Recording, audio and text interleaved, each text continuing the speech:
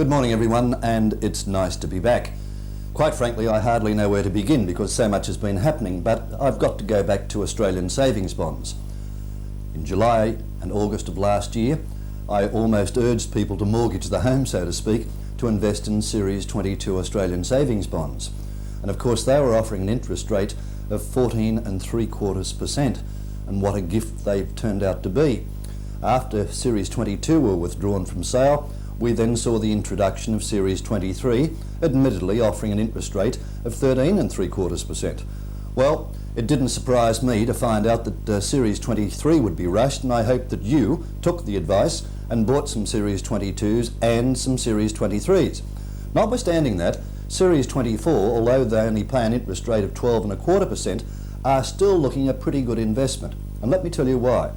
As you know, we have the election coming up on the 5th of March. And I don't talk politics, but from the point of view of prudence, I think you would be well advised to take a short-term approach until we know what the election result will be. Now, I'm not ignoring for one moment investments in banks, building societies and credit unions. They're great. But as far as Aussie bonds are concerned, we are looking at a 12.25% return. We're looking at a government guarantee, and by the way, this is what I'm talking about. This is one of the old Series 22 bonds. Now, as I said, we're looking at a government guaranteed investment. We're looking at a return of 12.25%, and most important of all, you can cash your bonds in at any time simply by giving 1 month's notice. So don't forget what I said. Just buy some Aussie bonds for the time being, and don't forget you can start off with as little as $20. I look forward to your company again next Monday morning.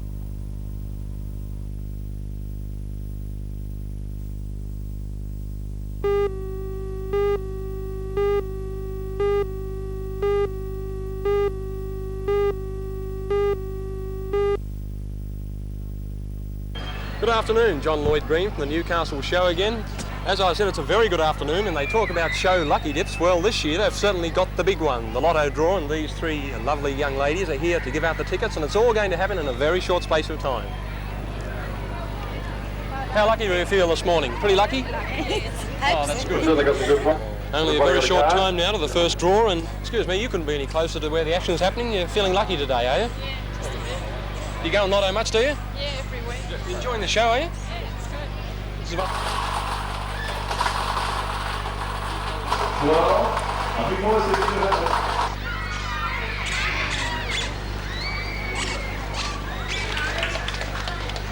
oh, let's see what you can pull out.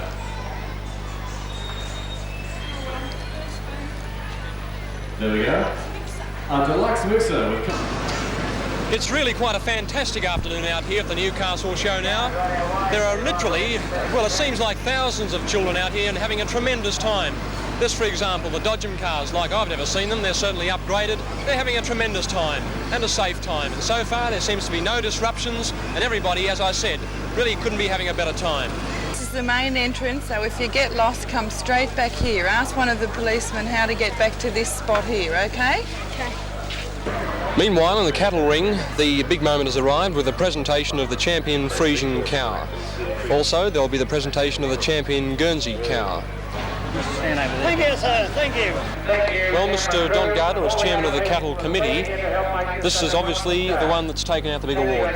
Yes, we're very, very pleased to have this award because this award has been won by Fraser Farms Proprietary Limited with a Frisian cow, which you can see is a very large, upstanding animal and certainly top in her class. She will go on to Sydney and do very well.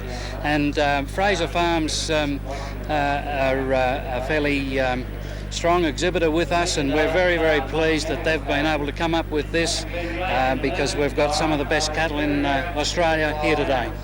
Well, there you have it, the Supreme Champion. I'll be back again this afternoon with more reports from the Newcastle Showground.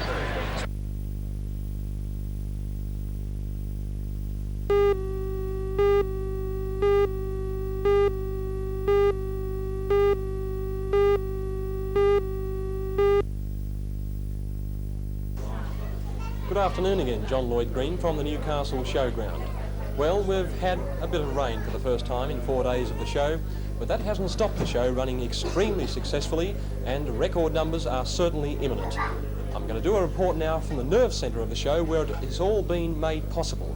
And I've spoken with the show president, Mr. Jim McGeechy. Up till last night, when we closed the gates last night, there was 86,000 odd through the gates, which is matching last year's figures. As you know, last year was a complete record, best attendance on record. So if we equal that, we're doing very, very well. Of course, we've got the rain coming down at the moment. That's probably only a minor setback, especially for people in the country who, if they were getting this sort of rain, they wouldn't worry too much. Well, I've just walked out through the gate, John, and so the crowd are standing there. We're not losing the people. They're even standing in the rain, which indicates that it must be a big show. Now, Mr. McGeechy, this here is the nerve centre of the show.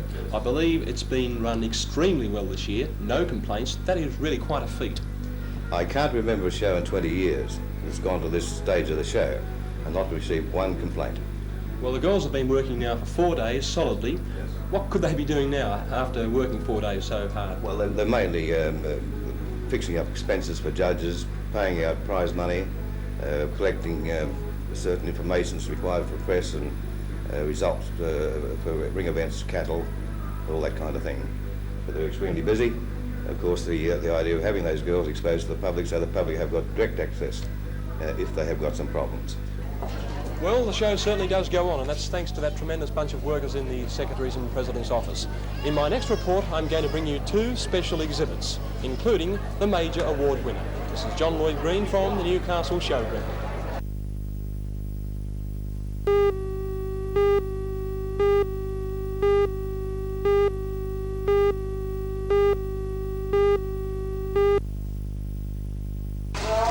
The BMX bike boom has slowed, but not before a hard core of real enthusiasts had been established. And this weekend, 990 of the keenest riders are contesting the state age titles. The titles are being decided over almost non-stop series of heats. Short, flat-out sprints that set the furiously pedalling riders battling wheel to wheel as they jostle for bike space on the bank corners and jumps that make up a BMX course. The racing riders compete in age groups that begin with 4-year-olds and go through to classes for dads, 26 and over. And it seems nothing can dampen their enthusiasm, even the storm that swamped the Cardiff course today. BMX competition is not cheap. As well as the compulsory safety gear, riders can pay as much as $1,000 for a competitive bike.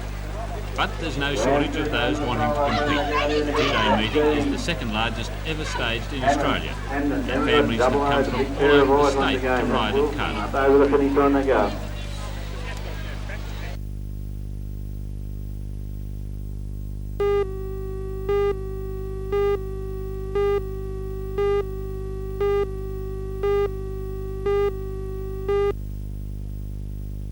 Salnikov 22-year-old Vladimir Salnikov was one of the stars of the competition. In the men's 1500 metres final, he set a sizzling pace. The dual world champion and triple Olympic gold medal winner showed that he is still at the peak of his form with a new world record of 14 minutes, 54.76 seconds, 2 seconds under the old mark. It's the third time that Salnikov has broken the 15-minute barrier for the 1500 metres. Минут 54 и...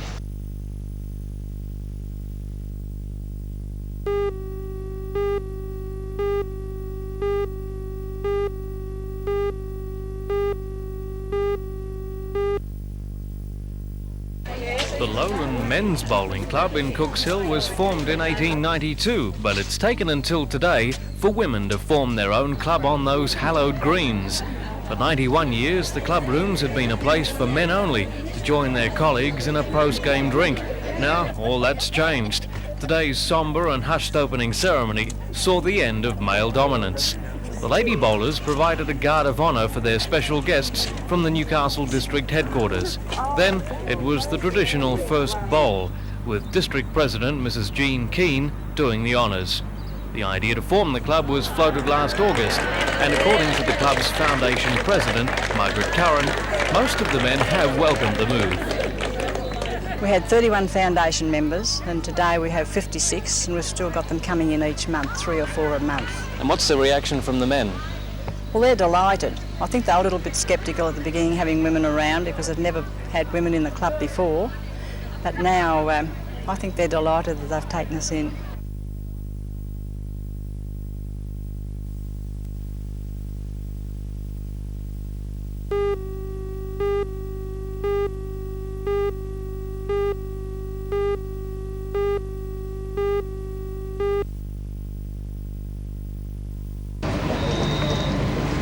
verdict is that this Newcastle show was a great success.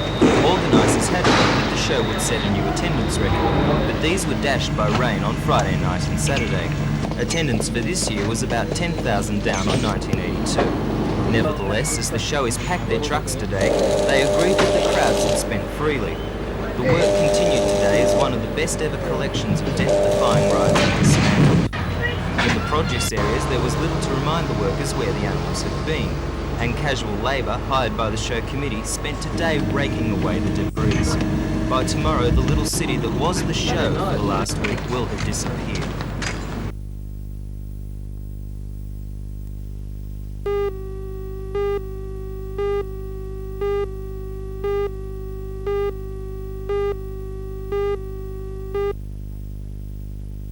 At Lake Placid in New York State, the first and second heats of the World Bobsleigh Championships were held. This team from Switzerland came in first, finishing with a combined time of 158.77. The team from the East German Republic came next, less than half a second behind the winners.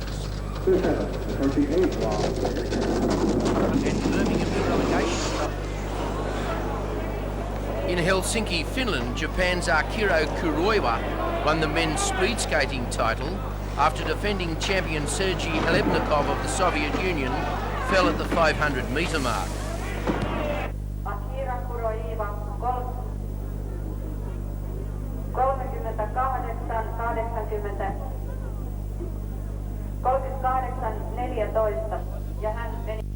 In the women's events, Karen Enke of East Germany took first place.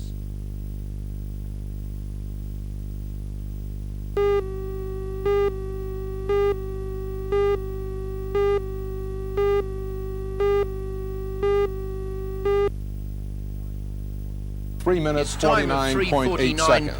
Made He him the ran first it man in a meet under 3 held in minutes East 50. Rutherford, New He Jersey. was the holder of the previous record. World record time.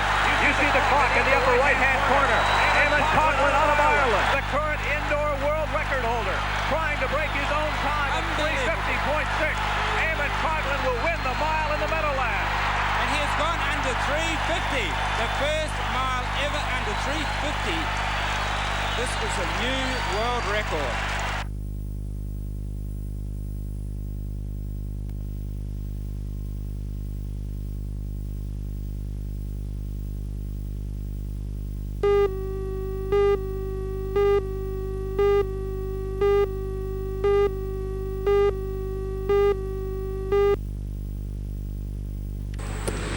The Fairhaven School for the Handicapped near Gosford has been waiting for Department of Education promises of the school's relocation to become a reality for 8 years.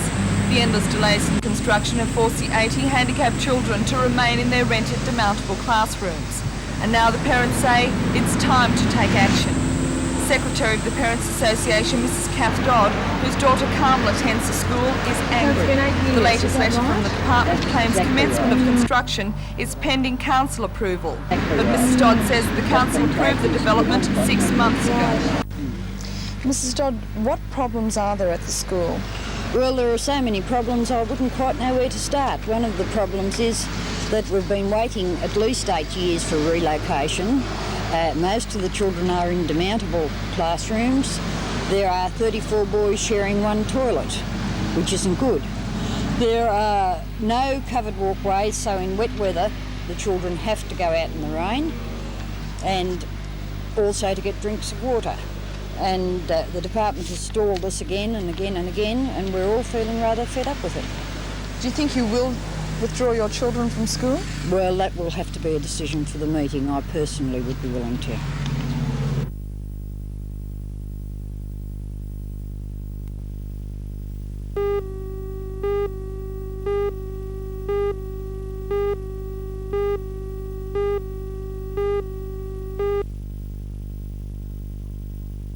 Harry Hurrell rushed to Newcastle yesterday following Monday's announcement that 1,000 workers are to be retrenched between now and May.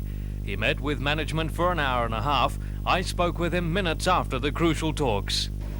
I believe our members have received a mauling in the sense that we had 5,000 iron workers in 1981 and that figure today is 3,370.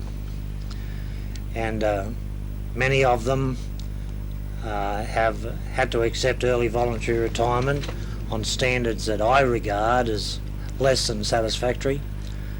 Yesterday, Mr Hurrell was given a breakdown on future retrenchments. 585 staff are still to go, 373 ironworkers and 138 tradesmen, all subject to further talks. The FIA has not ruled out industrial action.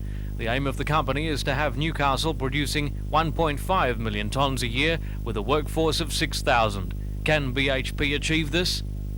BHP has now arrived at the point where early voluntary retirements are getting harder and harder, because it's getting to the hard core of people who are not wanting to retire voluntarily.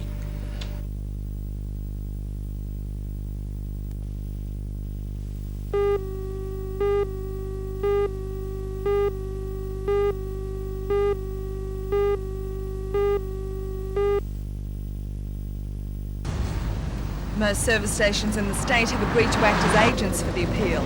All proceeds will be given to the Red Cross appeal, and the president of the Service Stations Association, Mr Dennis Smith, says he's confident the generous trend set by the people of Newcastle will continue.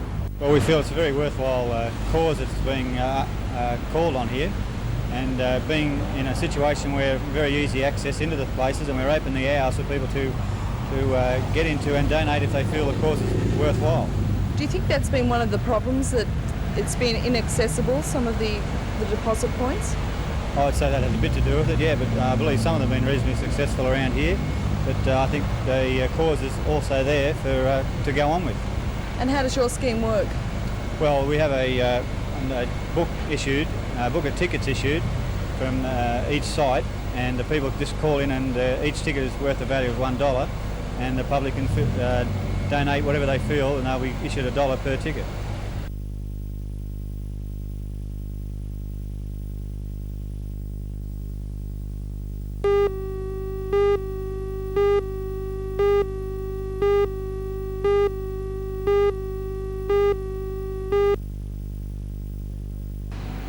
The murder trial of 43-year-old Roger George Buckley took place here in the Newcastle Supreme Court.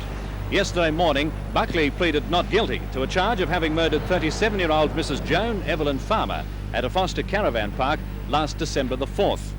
Evidence was given during the two-day trial that Buckley had travelled to Foster on the day of the murder, taking with him his Smith & Wesson .38 calibre service revolver, and it was alleged that he had shot Mrs. Farmer several times in a fit of jealousy. The jury of 6 men and 6 women retired mid-afternoon and returned an hour and a half later to deliver a verdict of guilty. His Honour, Mr. Justice Begg, then sentenced Buckley to the mandatory term of life imprisonment.